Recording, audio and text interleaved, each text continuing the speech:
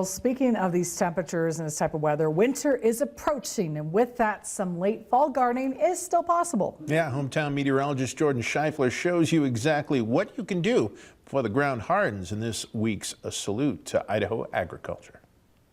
Salute to Idaho Agriculture, sponsored by Slyman and Butler Irrigation. Enjoy the snow.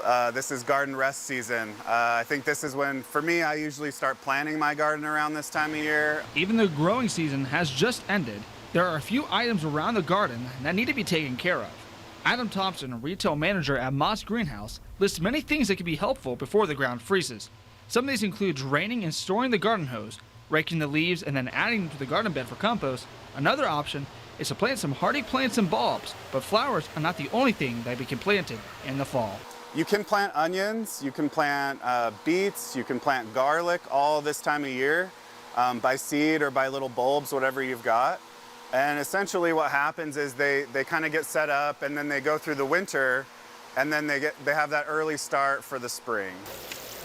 While spring cleaning is the norm, fall is also a great time to put away some of those decorations and ceramic pots that might be vulnerable to the cold.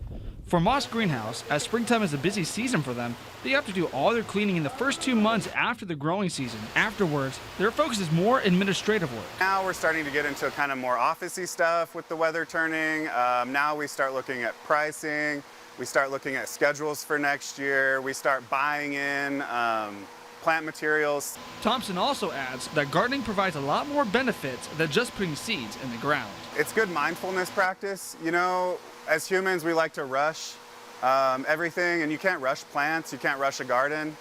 So I think learning that, like cadence with plants and plant life, it brings you a lot of patience. In Jerome, Jordan Scheifler, KMVT News.